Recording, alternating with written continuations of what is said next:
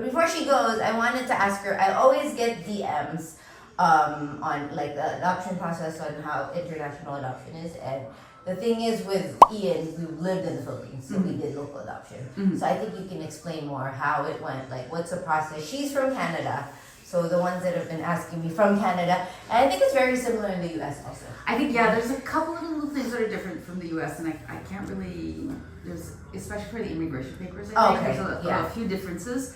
But it all starts with the same thing. It's like what we have to do in Canada is we have to find an adoption agency that is accredited with the country that we want to adopt from. So in our case, we were in Montreal at the time, in Quebec, and it's very similar all across the country.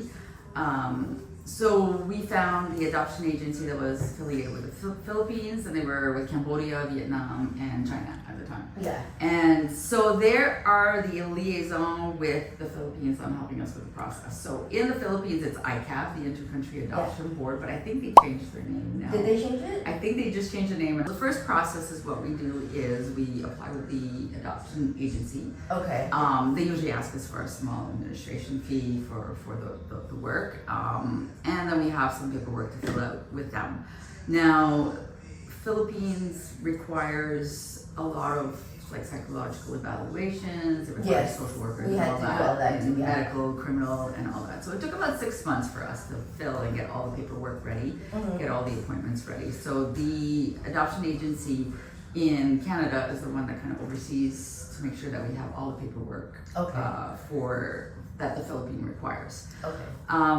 We're assigned a resource person, which is usually somebody who has adopted internationally, and they help us along the way as well. Oh, that's nice. Yeah, so we're not allowed to contact ICAP or the intercountry. Oh, it has to be through the agency. They have somebody else who goes on site in the Philippines a couple of times a year to kind of, just keep the relationship going. They have a bunch of social workers that work, and they meet every Friday. And they have all of the files of the kids that are available for adoption in the Philippines. And they do the matching.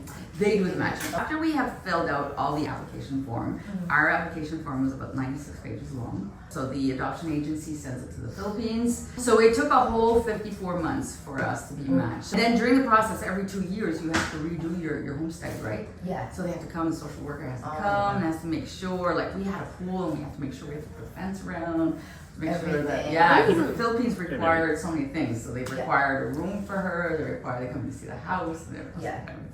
So once we were on the roster, every Friday, the social workers at ICAP meet. In the Philippines, they don't necessarily go by seniority. Now we're matching everybody who is in the first drawer, all the files that are in the first drawer of that year, and then they will try to find a suitable match, which would be the best family for that kid. I forgot to mention, during the process of filling out the application, this is all what we accept. We accept the child, what age group. They're very specific. I think with us though, because we both came from Grace to be born, we don't have the full medical history of like the family, right? But more or less we kind of know the condition because they were we know the story, right? They came in, they were pregnant. Exactly. The moms were pregnant. The moms were pregnant. So we know the story, we know the birth mom. Like there's some of our friends who did international adoptions for the Philippines.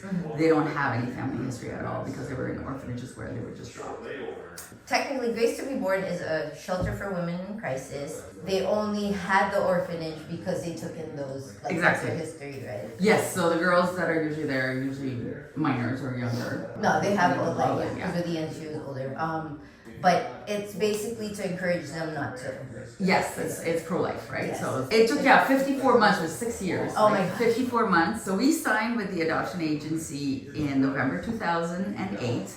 We had our file sent to the Philippines in July. We got our match in March 2014, March 25th, 2014. Then she called me and she goes, It's the day. And then she sent me those 4 little pictures that I got of Marygrace. And I just remember I was actually in my car and I just stopped and I just started bawling my eyes out. Right? It was just amazing. Then after you get the pictures, then they send you the file on Marygrace, and then they say, do you accept the child? And you're like, of course. You go through and then you have to accept it. And then they send it over to the Philippines. And then the Philippines will basically, at this point, they will start the process for immigration. Before I forgot to mention, the old ICAP would choose 2 families for 1 child. And then it's Miss Esther, the orphanage, who decides Oh, which family. okay, Yeah, so okay. they choose 2 potential family for that child, Yeah. and then they'll look, and then the orphanage then decides. Oh, I didn't know that. Yeah, Okay. and she chose us because we had said in there that we were going to go back to the Philippines. Mas ano pa sila, mas Filipino pa sila. No, Although they've been to so many places in the Philippines, and I just found out during this trip that they've actually been in the Philippines even before they got Yes. Marygrace, right? So yeah. We started going to the Philippines in 2009, yes. And I think we went 4 times before. Just to get to know the culture, travel the country, Yeah. and all that. That's so cool. They're immersed in the Filipino culture in Canada also. They have a Yeah. Filipino family. Yeah. They spend Christmas with them, so that's really like I know, that's so awesome. we spent Christmas and Thanksgiving, That's cool. and they have a Filipino restaurant now that they opened up, so. What's it called for? 'Cause La we have Isla Canadian- Manila. Like Isla Manila. Tell them that Debbie recommended the restaurant. It's very good. They make the best pancit, the best lumpia. I'm excited to visit. I also wanted to mention, I forgot, after they do the immigration papers, it took about 4 months, right? Get all the immigration papers. Once we get her PR, we're able to go and travel to go get her. So Debbie, after the call, how long was the wait? So it was a 4-month wait. So after the call was pretty fast because she's got to have her medical, and once we get all the paperwork, all her immigration, then she gets her PR. She's going to go and travel and go and get her. So we have to spend about a week in Manila. We still lived in Manila, guys. Every time someone would be matched with someone from out of the country, we make it a point to be there so Ian could say bye to his friends. You know, and like now we talk. Like I love how we've stayed connected. Yeah. So thank you to Debbie also for staying connected. Because now this is her second visit here to our place. We were able to say bye to them when they left. We didn't know we were gonna move to the States. No, it no. kind of worked out. After they left, they came back, so we were able to hang out again. We're gonna make sure this is like a regular thing. Exactly. So Yeah. we're very thankful for that connection. So I have one question though. Yeah. You chose the Philippines because. Okay, we chose the Philippines for several reasons. So I was a freelance photographer at the time, Okay. and I did work with a Filipino photographer. And I fell in love with kids. We were connected with a Filipino, and I just fell in love with the culture. One thing that we liked about the Philippines is how much they do care about the kids, right? They took a lot of care into making sure the kids are going into good homes. They're making sure that they're going into families that they will give them the best needs for that child, right? Yes. So it did mean that we waited a little bit extra longer, but it actually meant that we were matched with our child. And I totally, it's kind of like labor pains. You totally, when they put the child in your arm, you totally forget about the 54 months versus the 6 years that you had to wait, right? And we don't regret it. We just fell in love with the Filipino culture. So guys, comment down below and recommend some places na pwede nilang puntahan because they do regular visits. Yes. So what I wanted to add is once we've traveled to the Philippines and we've gotten the whole paper signed during the week that we had Marygrace, when we come back, you have to start the whole attachment phase.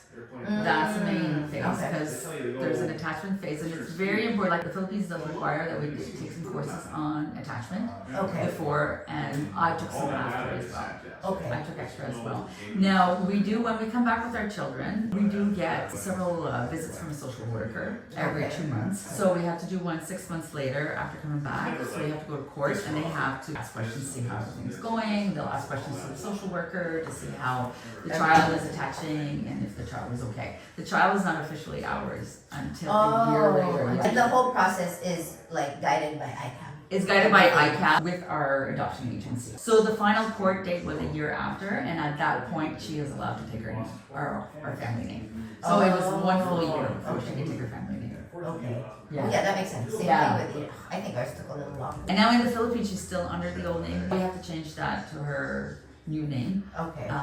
And then she can keep her dual citizenship at that point. Okay.